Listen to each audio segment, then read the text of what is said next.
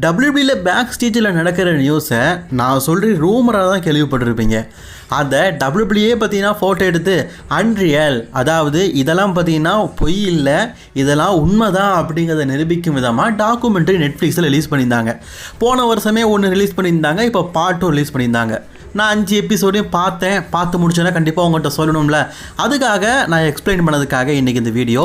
சரி வாங்க சேனலுக்குள்ளே போகலாம். மறக்காமல் சேனலுக்கு ஃபஸ்ட் டைம் வந்துருக்கோங்க, சப்ஸ்கிரைப் பண்ணிக்கோங்க, பெல் ஐகானை கிளிக் பண்ண மூலிமா தினமும் போடுற ரெஸ்லிங் செய்திகளை தமிழில் தெரிஞ்சுக்கோங்க.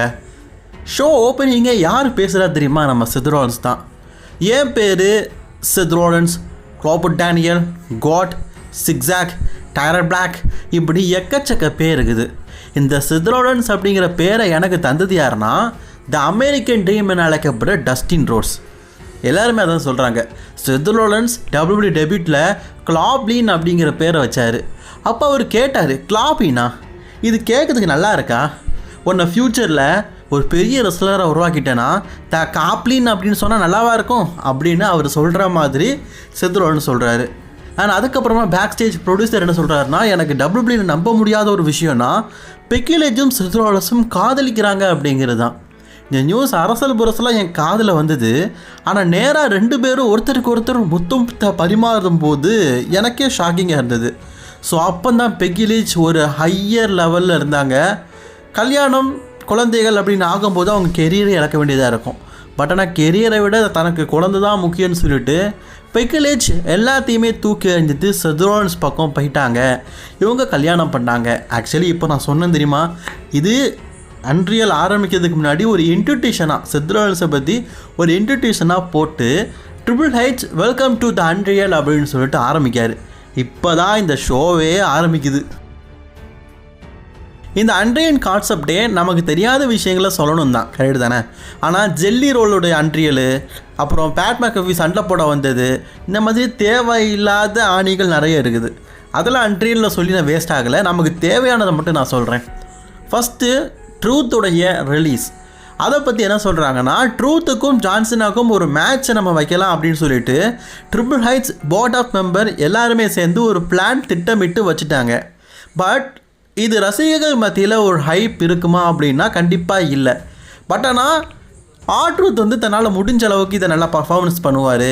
அண்ட் ட்ரூத் சீனாவுடைய ஒரு மிகப்பெரிய ரசிகன் அப்படிங்கிற பேர் இருக்கிறதுனால இந்த மேட்ச் நல்லாயிருக்கும் அப்படிங்கிற எண்ணம் எல்லாருக்கும் இருந்தது. அண்ட் ட்ரூத்தோ அந்த மேட்ச்சில் தோற்றதுக்கு அப்புறமா அவருடைய கேரக்டரை பிரேக் பண்ணிட்டார். பேக் ஸ்டேஜில் ட்ரூத்தும் ஜான்சனாவும் கெட்டி பிடித்து போகும்போது என்னோடய கான்ட்ராக்ட் முடிஞ்சிடுச்சு, நான் இந்த கம்பெனியை விட்டு போகிறேன் அப்படின்னு ட்ரூத் சொல்லும்போது ஜான்சனா ஷாக் ஆகிட்டார். உண்மை என்னென்னா, ட்ரூத்துடைய கான்ட்ராக்ட் அன்றைக்கி முடிஞ்சிருச்சு. ட்ரூத்தால் நாங்கள் கொடுத்த கான்ட்ராக்டை அவனால் அக்செப்ட் பண்ணிக்க முடியலை. And many back stage producer என்ன சொன்னாங்கன்னா, ட்ரூத் வந்து நாங்கள் கான்ட்ராக்ட் சைன் கொடுத்தும் அவர் வந்து சைனிங் பண்ணலை, ஆனால் நாங்கள் வந்து ரெடியாக இருக்கிறோம். அதாவது WWEலேருந்து ரெடியாக இருக்கிறாங்களா ட்ரூத்துக்காக. ஆனால் ட்ரூத் வந்து ரெஸ்லிங் பண்ண ரெடியாக இல்லை. பிகாஸ் அவருடைய ஏஜ் அவருக்கு 50+ மேலே ஆயிடுச்சு. WWEயில் இருக்கிற எல்லாருமே வந்து WWE மேனேஜ்மெண்ட்டை கேட்டாங்களாம், ட்ரூத்து நீங்களாம் ரிலீஸ் பண்ணீங்க. இல்லை நாங்கள் ரிலீஸ் பண்ணலை, அவர் கான்ட்ராக்ட் சைன் பண்ண அவர் போயிட்டார். பட் ஆனால் ட்ரிபிள் ஹெச் வந்து ஒரு பிளான் வச்சுருந்தாராம். ட்ரூத்துக்கிட்ட தனியாக பேசி ட்ரூத்துக்கிட்ட கான்ட்ராக்ட் ஆஃபர் பண்ணி ட்ரூத்துக்காக, அதாவது ட்ரூத்துக்கு சண்டை போட முடியலை வயசு காரணம்னா அவர் எப்போமா சண்டை போட்டால் போதும். WWEயோட பேக் ஸ்டேஜில் வந்து சின்னதாக பார்த்தீங்கன்னா ஒரு ப்ரொமோ கட் பண்ணுறது, பேக் ஸ்டேஜ் அப்பியரன்ஸ், இதை மட்டும் பண்ணால் போதும்னு சொல்லிட்டு அவருக்கு கான்ட்ராக்ட் ஆஃபர் பண்ண ரெடியாக இருந்தாராம். அதை தான் இப்போவும் பண்ணிகிட்ருக்காங்க. அண்ட் நாங்கள் ட்ரூத்துடைய டெபியூட்டுக்காக ஒரு பெரிய பிளான் போட்டு வச்சுருந்தோம். சம்மர் ஸ்லாமில் ஜான்சனா, ஜெய் ஊசோ, லோகன் பால் மற்றும் கோடி ரோட்ஸ் இவங்கெல்லாம் சேர்ந்து ஒரு டேக் டீம் மேட்ச் விளையாடிருப்பாங்க. இந்த மேட்ச்சில் ட்ரூத்தை ரிட்டன் ஆக்க வைக்கிறதுக்காக நாங்கள் ஒரு பெரிய பிளானே போட்டு வச்சுருந்தோம். அரங்கம் முழுக்க ட்ரூத்தோட பேர் இருந்தது. ஸோ பேக் ஸ்டேஜில் கொரில்லா பொசிஷனில் இவங்க எல்லாருமே பார்த்துட்ருக்காங்க. கரெக்டாக ட்ரூத் நீ இப்போ வந்து ஜான்சனாக அட்டாக் பண்ணலாம் அப்படின்னு சொல்லும்போது ட்ரூத் மாஸ்க் அணிஞ்சிட்டு வராரு. வந்தது மட்டும் இல்லாமல் அப்படியே மாஸ்க்கை கலத்தி நான் தான் ட்ரூத் அப்படிங்கிறத காட்டுறாரு. ஃபேன்ஸ் மத்தியில் ஒரு மிகப்பெரிய வரவேற்பு கிடச்சிது. இதை பேக் ஸ்டேஜில் இருந்து ட்ரிபிள் ஹெச்சாக இருக்கட்டும், மேனேஜ்மெண்ட் டீமாக இருக்கட்டும், இட்ஸ் ஒர்க் அவுட் அப்படின்னு சொல்கிறாங்க. அதாவது ட்ரூத்தை நம்ம இந்த இடத்துல கூட்டிகிட்டு வந்தது ஒர்க் அவுட் ஆகிருக்குது அப்படின்னு சொல்கிறாங்க. பேக் ஸ்டேஜுக்கு வந்தோடனே அண்டர்டேக்கர் கெட்டுப்பிடிக்கிறாரு, ட்ரிபிள் ஹெச் கண்டுபிடிக்காரு. அண்ட் லோகன் பால் சொல்கிறாரு, இது சர்ப்ரைஸ், எங்ககிட்ட கூட சொல்லலை நீங்கள் வாரீங்க ரிட்டர்ன் ஆகுறீங்க அப்படிங்கிறது. ட்ரூத் சொல்கிறாரு, this one only telling to John Cena, அதாவது இந்த விஷயம் ஜான்சினாவுக்கு மட்டுமே தெரியும், ஜான்சினாட்ட மட்டும்தான் நாங்கள் சொல்லியிருக்கிறோம். ஸோ மற்றபடி கோடி ரோட்ஸோ லோகன் பாலோ யாருக்கும் தெரியாது அப்படின்றத சொல்லியிருக்காரு. எஸ், ரிங்கில் ஜான்சினா சண்டை போடுவார், ஜான்சினாவை அட்டாக் பண்ணுறதுக்காக ஆற்றுத்து வருவார். இது ஜான்சினாவுக்கும் WWE மேனேஜ்மெண்ட் மட்டுமே தெரிஞ்சது. மற்ற எல்லா ரெஸ்லர்ஸ்க்குமே அது ஒரு சர்ப்ரைஸாக இருந்து தான். இந்த விஷயத்தில் அவர் வந்து சாதிச்சிட்டாரு. அண்ட் நெக்ஸ்ட் டே என்னுடைய முடியை வெட்டும்போது பேக் ஸ்டேஜில் Seth Rollins, Rhea Ripley and more then அந்த ரால இருந்த எல்லா ரெஸ்லருமே என்னுடைய ப்ரொமோவை பார்த்து ஆச்சரியப்பட்டாங்க. Because I am cut in hair, என்னுடைய முடியை நான் வெட்டிட்டேன். என்ன ட்ரூத், உங்களுக்கு அழகே முடி தானே வெட்டிட்டீங்களே அப்படின்னு சொல்லிட்டு பேக் ஸ்டேஜில் காட்டினாங்க. அப்போ என்னுடைய முடியை நான் சில பேர் கிஃப்ட் பண்ணேன், இதை வேணால் நீங்கள் வச்சுக்கோங்க அப்படின்னு. இது ரொம்பவே ஃபக்கிங்காக இருக்குது அப்படின்னு சொல்லிட்டு எல்லாருமே என்னை கலாய்ச்சாங்க. அதுக்கப்புறமா என்னுடைய முடியை மாற்றிக்கிட்டு என்னுடைய தோற்றத்தை நான் மாற்றினேன் அப்படின்னு சொல்லிட்டு ட்ரூத் பார்த்தீங்கன்னா அவர் WWE ரிலீஸ் ஆனதை பற்றியும், ஸோ அதுக்கப்புறமா மீண்டும் WWEக்கு வந்ததை பற்றியும் ஒரு கான்ட்ராக்டாக ஒரு வீடியோவாக அவர் சொல்கிறாரு. அடுத்தது நம்ம செத் ராலின்ஸ் ஏப்ரல் 3 2025 அதில் செத் ராலின்ஸ் ரசல்மேனியாவில் பால் ஹேமன் கூட சேர்ந்துட்டார். What is the after next அப்படின்னு சொல்லும்போது பிரான் பிரேக்கர் அந்த பேக் ஸ்டேஜில் ஒரு விஷயத்துக்காக Drew McIntyre, Bron Breakker, Dominik இவங்கெல்லாம் சேர்ந்துருக்குறாங்க. அது எதுக்காகனா ஆஃப்டர் ரெசல்மேனியா 41. எஸ் காய்ஸ், அதில் ரோமன் ரெய்ன்ஸ் வந்து செத் ராலின்ஸ் அட்டாக் பண்ணுறாரு. யார் வந்து அடுத்தபடியாக செத் ராலின்ஸோடைய விஷன் டீமில் ஜாயின் பண்ணலாம்? ரொம்ப பெரிய கேள்வி இருந்து. அப்போது டாமினிக் மிஸ்டோரியை தாண்டிலும் பிரான் பிரேக்கருக்கு எக்கச்சக்க சப்போர்ட் இருந்ததுனால பிரான் பிரேக்கரை செத் ராலின்ஸ் கூட சேரலாம் அப்படிங்கிற முடிவு பண்ணிட்டாங்க. ஸோ எல்லாருமே ஒரு தலையாக முடிவு பண்ணி, பிரான் இது உன்னுடைய நேரம், நீ ரோமன் ரெய்ன்ஸையே அட்டாக் பண்ணுற, is the biggest face of the wrestling company and Seth Rollins கூட சேர போகிற, இதனோட கெரியரே மாற்ற போகுதுன்னு சொல்லிட்டு ஒரு அட்வைஸ் பண்ணிவிட்டு அனுப்பிவிட்றாங்க. அண்ட் ரோமன் ரெய்ன்ஸை பிரான் பிரேக்கர் அட்டாக் பண்ணுறாரு, தன்னுடைய ஃபேஸை ரிவீல் பண்ணுறாரு, ஐ ஆம் the vision, the PRAN breaker. அதன் பின்பு பிரான் பிரேக்கர் செத் ராலின்ஸ் கூட சேர்றாரு, இந்த டீம் உருவாகுது. ஸோ இது எல்லாத்தையுமே பார்த்தீங்கன்னா பேக் ஸ்டேஜிலேருந்து நமக்கு சொல்லிகிட்டு இருக்காங்க, இந்த மாதிரிலாம் நாங்கள் பிளான் போட்டோம், அது சக்ஸஸ்ஃபுல்லி திட்டமிட்ட மாதிரி நடந்துருச்சுன்னு. அண்ட் செத் ராலின்ஸ் சொல்லாரு, விஷன் என்னுடைய வாழ்க்கையிலே மறக்க முடியாத ஒரு விஷயம். பிரான் கிட்ட நான் அதுக்கு முன்னாடி பேசுறது கூட கிடையாது, ஆனால் பிரேக்கரை என் டீமில் ஜாயின் பண்ணதுக்கப்புறமா என்கிட்ட என்ன சொல்கிறதுனே தெரில.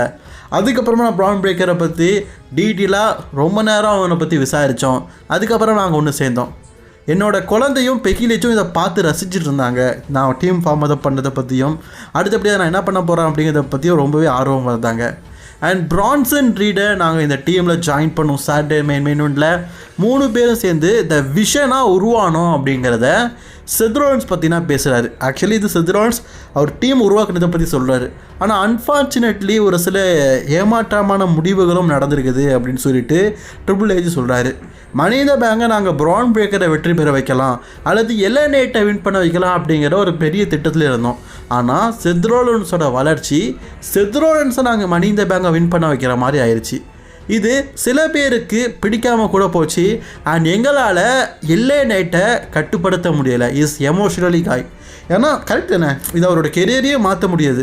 ஸோ LA Knight என் பக்கத்தில் உட்காந்து ரொம்ப ஃபீல் பண்ணி அழுதார். உண்மையிலேயே அதை பார்க்கும்போது வருத்தமாக தான் இருந்தது. அண்ட் ட்ரிபிள் ஹெச் அட்வைஸ் பண்ணுறாரு, ஸோ ஓகே இது ஒரு பெரிய மேட்டர் இல்லை, அடுத்து பார்த்துக்கலாம், நெக்ஸ்ட்டு நிறைய இருக்குது, அடுத்த ஃபியூட் இருக்குது, அதிலெல்லாம் பார்த்துக்கலாம் அப்படின்னு. But not accept to the LA Knight mind. LA Knight'ோட மைண்ட் அதை ஏற்றுக்கல. ஏன்னா இந்த மனி இன் த பேங்க் இவருக்கு கிடச்சிருந்துன்னா கெரியரே மாறி இருக்கும். பட் ஆனால் அந்த மனி இன் த பேங்கை செத் ராலின்ஸ் கிட்ட கொடுத்துட்டாங்க. So next few days Seth ராலின்ஸுக்கும் LA Knight'ுக்கும் சாட்டர்டே மெயின் இவெண்ட்டில் அதில் உங்களுக்கு தெரிஞ்ச விஷயந்தான், அதில் செத் ராலின்ஸ்க்கு ஒரு இன்ஜுரி ஏற்பட்டுருச்சு. பேக் ஸ்டேஜிலேருந்து அந்த நேரத்தில் ட்ரிபிள் ஹெச் வந்து ஷோக்கு வரல.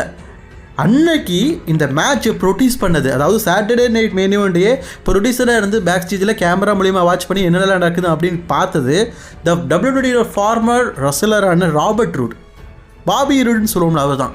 பாபி எல்லாத்தையுமே பார்த்துட்டு இருந்தார். ஓகே செத் ராலின்ஸ்க்கு என்ன ஆச்சு, இன்ஜுரி ஆயிடுச்சா, சரி நிப்பாட்டுங்க இந்த மேட்ச்சில் எல்ஏ நைட்டை வின் பண்ண வச்சுருங்க அப்படின்னு சொல்லிட்டு ரெஃப்ரி கிட்ட கமெண்ட் பண்ணுறாங்க. ஏன்னா ரெஃப்ரி கிட்ட தான் கம்யூனிகேஷன் பண்ண முடியும், ரெஃப்ரி கிட்ட தான் காதில் மற்ற அந்த டிவைஸ் இருக்குது.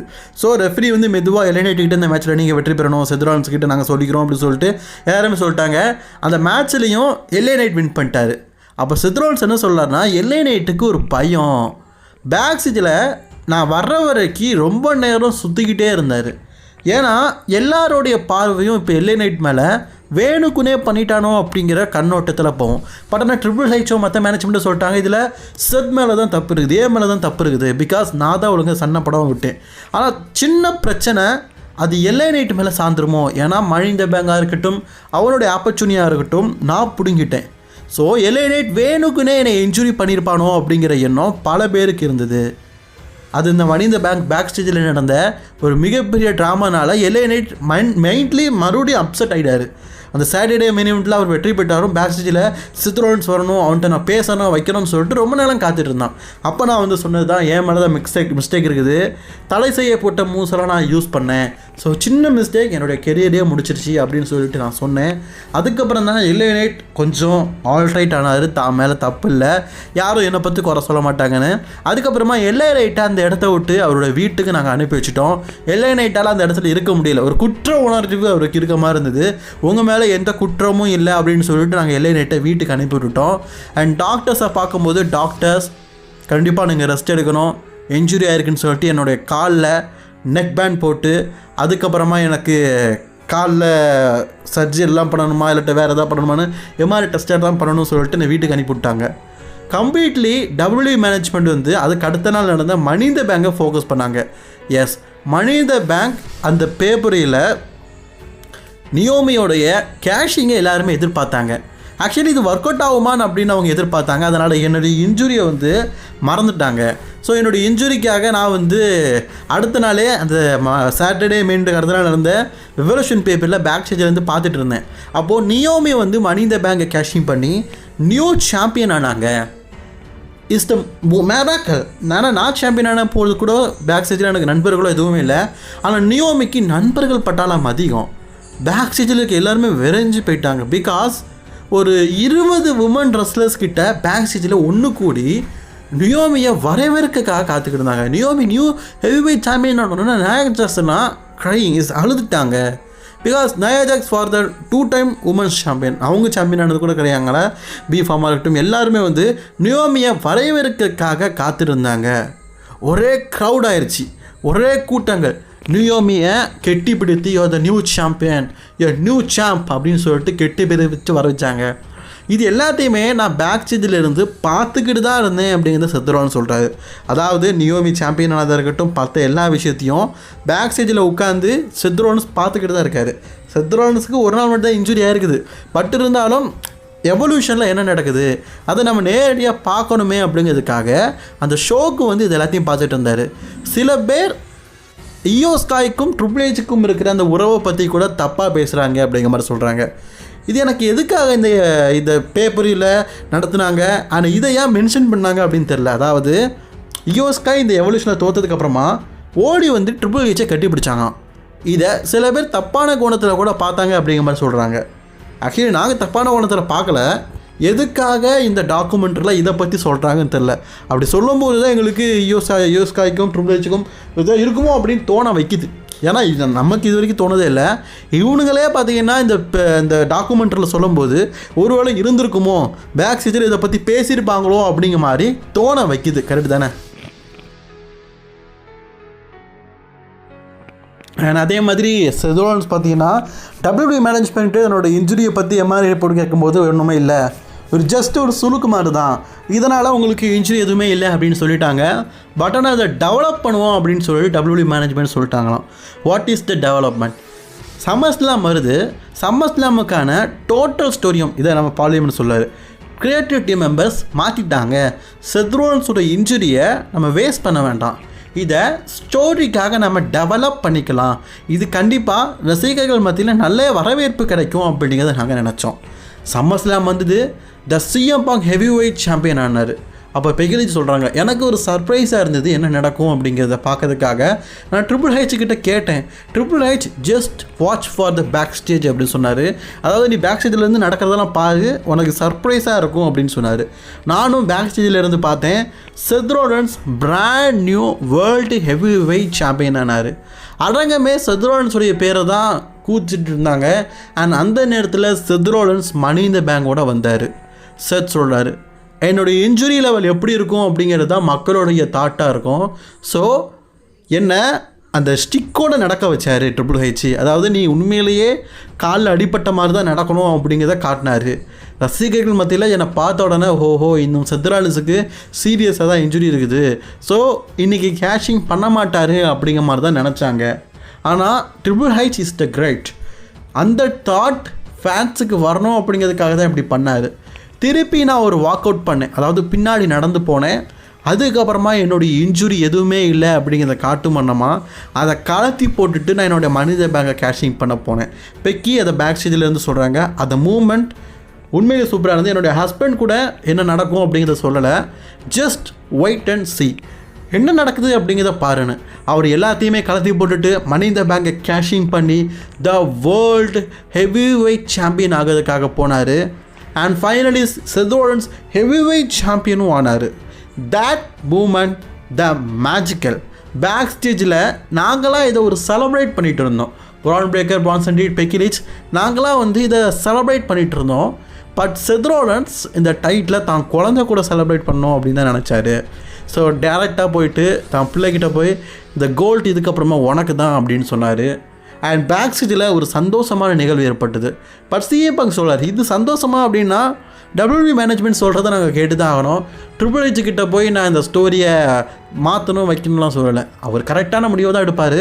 ஸோ அதுக்கப்புறமா ட்ரிபிள் ஹெச் கேட்டால் இது உங்களுக்கு பிடிச்சிருக்கான்னு கேட்கும்போது அப்சல்யூட்லி ட்ரிபிள் ஹெச், இது நான் வெற்றி பெற்றதை விட செத் ரோலன்ஸ் வெற்றி பெற்ற ஒரு மூமெண்ட் ஃபேன்ஸ்கிட்ட எகெயின்ஸ்டாக இருந்தது. இஸ் த ரைட் சாய்ஸ் அப்படிங்கிறத நான் ட்ரிபிள் ஹெச் கிட்ட சொன்னேன். Triple H the senior wrestler, அவரும் முன்னாள் ரெஸ்லர் தான். ஸோ எந்தெந்த சுச்சுவேஷனில் ஸ்டோரி எப்படி மாற்றினா நல்லாயிருக்கும் அப்படிங்கிறது அவருக்கு தெரியும். ஸோ நான் ட்ரிபிள் ஹெச்சுக்கு அதை அக்செப்ட் பண்ணிக்கிட்டேன், அதாவது ட்ரிபிள் ஹெச் செய்கிறத நான் அக்செப்ட் பண்ணிக்கிட்டேன், பொறுத்து இருந்து பார்த்தேன் அப்படிங்கிறது சொல்கிறாரு.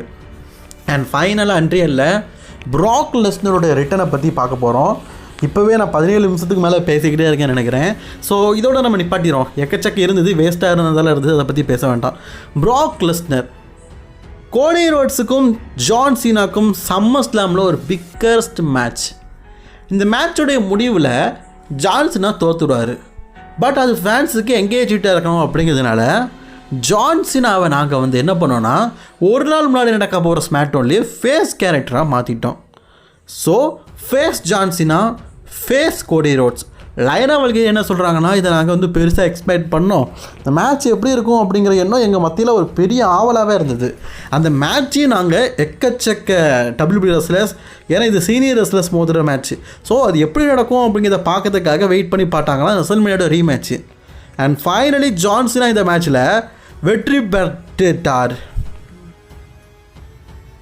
தோத்துட்டார். கோடி ரோட்ஸ் நியூ சாம்பியன் ஆகிட்டார். So what is next? இந்த ஸ்டோரி இதுக்கப்புறமா எப்படி டெவலப் பண்ண போகிறாங்க அப்படிங்கிறத நாங்களும் ஆர்வமாக பார்த்தோம். But the surprise is Prague Lesnar. அப்போ ப்ராக் லெஸ்னர் வரதை பற்றி சொல்கிறாங்க. ப்ராக் இன்னும் வரல, ட்ராவல் இஷ்யூ காரணமாக. அதாவது சம்மர் ஸ்லாம் நடந்துக்கிட்டு இருக்குது, சம்மர் ஸ்லாமுடைய ஸ்டார்டிங்லேயே ப்ராக் வரணும். ஆனால் ப்ராக் சம்மர் ஸ்லாம் நடக்கிறதுக்கு முன்னாடியே வரல. ஸோ எங்களுக்கு மெயின் ஈவெண்ட்டை நாங்கள் எப்படி சம்பாதிக்க போகிறோம், அதாவது மெயின் ஈவெண்ட்டை எப்படி சமாளிக்க போகிறோம் அப்படிங்கிற ஒரு பெரிய டவுட்டாக இருந்தது. கோடி ஜான்சனா மேட்ச் முடிஞ்சிருச்சு. ஜான்சனா ரொம்ப நேரமாகவே ஸ்டேஜில் வெயிட் பண்ணிகிட்டு இருக்காரு. But Brock is not ready. So Brock Lesnar ஸ்டேடியத்துக்கு வந்துட்டார் அப்படின்னு சொன்ன உடனே நாங்கள் இன்ஃபார்ம் பண்ணிட்டோம், ப்ராக் இஸ் ஹியர், இப்போ மெயின் ஈவெண்ட்டுக்கு கரெக்டாக இருங்க அப்படின்னு. ஸோ ஜான்சனாவும் ரசிகர்கள் முன்னாடி கையெல்லாம் ரொம்ப நேரமாக சும்மா இருந்தவர் கை கூப்பிட்டு நன்றியை தெரிவிக்கிற மாதிரி இருந்தார். ஸோ ப்ராக் லெஸ்னர் ரொம்ப லேட்டாக வந்ததுனால இந்த ஸ்டோரி எப்படி நாங்கள் முடிக்க போகிறோம் அப்படின்னு சொல்லிட்டு ரொம்ப பதறணும். ஃபைனலி ப்ராக் வந்தோடனே கெட்டிப்பிடித்த உடனே, ப்ராக் இது உங்களோட நேரம், இப்போ நீங்கள் போங்க, ஜான்சனாவை அட்டாக் பண்ணுங்கள் அப்படிங்கிறத சொன்னோம். இது ஆல்ரெடி சம்மர் ஸ்லாமில் நடந்திருக்குது. பட் ஆனால் இந்த மூமெண்ட் நல்லா இருந்தது. ப்ராக் ஜான்சனாவை அட்டாக் பண்ணதுக்கப்புறமா அந்த மூமெண்ட் நல்லா இருந்தது. ஸோ இதை நாங்கள் எதிர்பார்த்தோம். ஃபேன்ஸ் மத்தியில் இந்த ப்ராக் லெஸ்னர் ரிட்டர்ன் வந்து ஒரு சர்ப்ரைஸாக இருக்கும். அண்ட் ஃபேன்ஸ் எல்லாம் என்கேஜ்மெண்ட்டாக இதை பெரிய லெவலில் வரவேற்பாங்கன்னு எதிர்பார்த்தோம். அது நடந்தது அப்படின்னு சொல்லிட்டு ட்ரிபிள் ஹெச் வந்து பேக் ஸ்டேஜில் சொல்ல இந்த அன்ரியலையும் முடிச்சிட்டாங்க. அன்ரியல் டோட்டலி 5 எபிசோட் நடந்தது. இதுக்கப்புறமா ஆஃப்டர் சம்மர் ஸ்லாமில் ப்ராக் லெஸ்னர் எப்படி வந்தார், அதுக்கப்புறமா ஜான் சீனாவோட ரிட்டையர்மெண்ட் டூர், அதெல்லாம் பற்றி ஆகஸ்ட் மாதம் அன்ரியலோடைய பார்ட் 3 ரிலீஸ் ஆகுமா, அதில் தெரிவிப்போம் அப்படிங்கிறத சொல்லிட்டு இது இன்றைக்கி முடிச்சிட்டாங்க. சரி, நான் என்னால் முடிஞ்ச அளவுக்கு உங்களுக்கு எக்ஸ்பிளைன் பண்ணிட்டேன். பிடித்திருந்தால் லைக் ஷேர் கமெண்ட் பண்ணிக்கோங்க. தொடர்ந்து வீடியோ பார்க்க சேனலை சப்ஸ்கிரைப் பண்ணிக்கோங்க.